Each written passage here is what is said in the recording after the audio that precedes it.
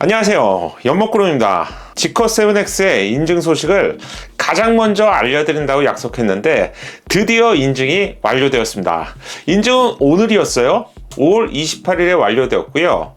이제 인증이 완료되었기 때문에 빠르면 다음 달인 6월에 출시 소식이 들릴 가능성이 높아졌습니다. 참고로 지코 전시장도 6월부터 판매를 시작한다고 알려졌죠. 아이러니하게도 시점이 딱 맞아떨어지는 것 같네요.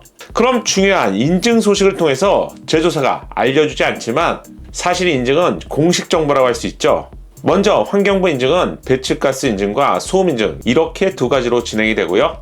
인증 내용을 통해서 이전에 알려드렸던 세 가지 트림이 확정되었음을 확인할 수 있습니다.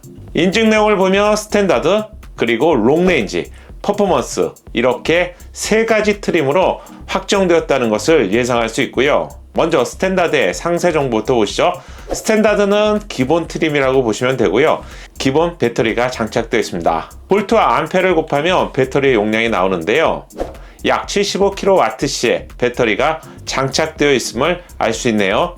스탠다드는 421마력을 발휘하고요. 이 정도의 출력이라면 대형급 SUV라고 해도 고성능에 해당되죠. 하지만 7X는 중형급 SUV라서 힘은 충분히 넘치고 남는다고 할 수 있겠네요. 그리고 탑승자가 타지 않은 기본 상태의 차량의 무게를 공차 중량이라고 하는데 스탠다드의 경우 2290kg입니다. 자, 그렇다면 롱레인지는 어떨까요? 롱레인지 차량은 대용량 배터리가 장착되어 있습니다. 따라서 기본 트림보다 장거리를 주행할 수 있는 트림이죠. 역시 볼트 곱하기 암페어라 하면 배터리의 총 용량은 약 100kWh로 스탠다드보다 25kWh의 용량이 더 많고요. 롱레인지는 421마력을 발휘합니다. 따라서 스탠다드와 롱레인지는 배터리 용량만 다르고요. 파워트레인에 해당되는 모터의 출력은 대동소이하다는 것을 예상할 수 있습니다. 롱레인지의 공차 중량은 2330kg이고요.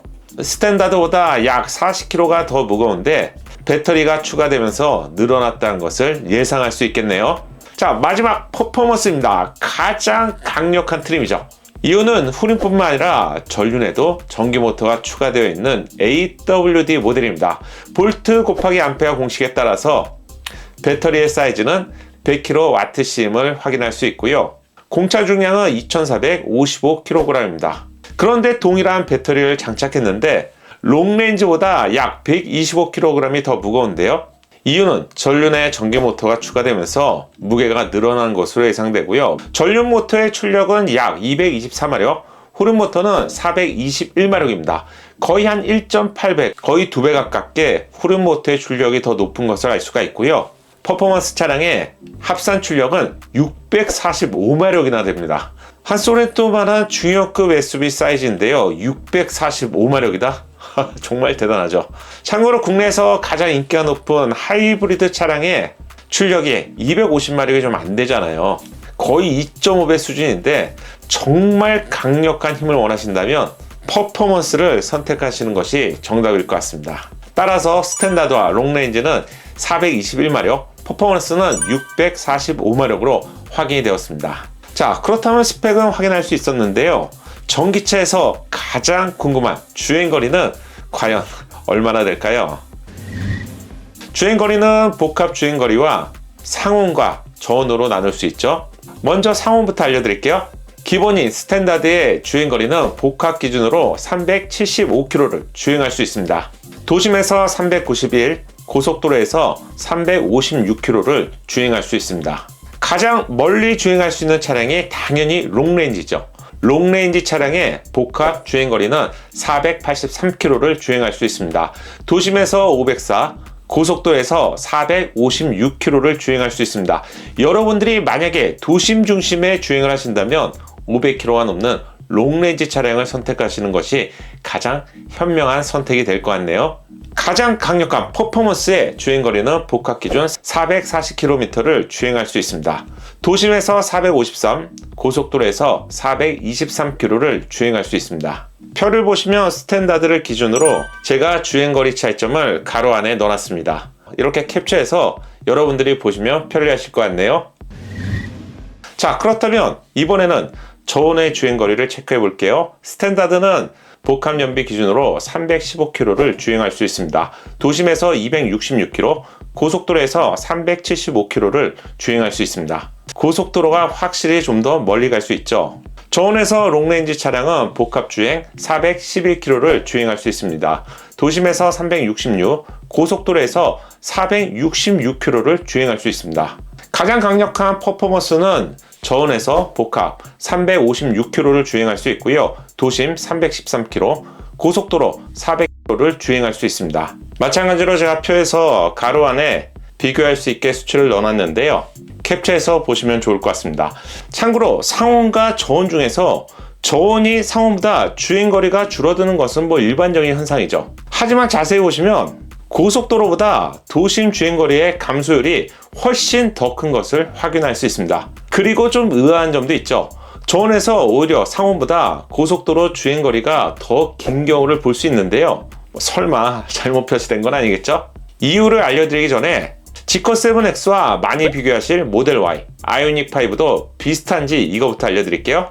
먼저 도심 저온 감소율은 지커7X가 27.4%가 줄어들었고요. 아이오닉 5가 24.5, 모델 Y가 25.5 순으로 국내 차량인 아이오닉이 저온에서 주행거리 감소율이 가장 적었습니다. 차이는 크진 않고요. 수치로 알려드려서 순위가 있는 것이지 차이가 체감될 만큼 큰 정도는 아니고요. 이유가 있습니다. 국내 환경부 저온 주행거리 시험은 정확하게 영하 6.7도에서 진행되는데 도심 모드는 차를 세웠다 가다가를 반복하면서 히터를 켜고 끄기 때문에 열 손실이 극대화됩니다.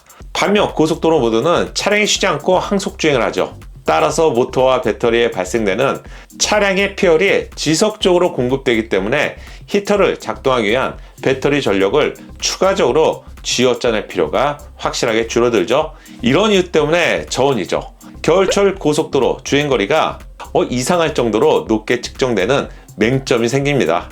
이상으로 지커7X의 환경부 인증 소식과 연비 정보를 알려드렸는데요. 이제 인증이 완료되었기 때문에 곧 출시 소식이 들릴 것 같습니다.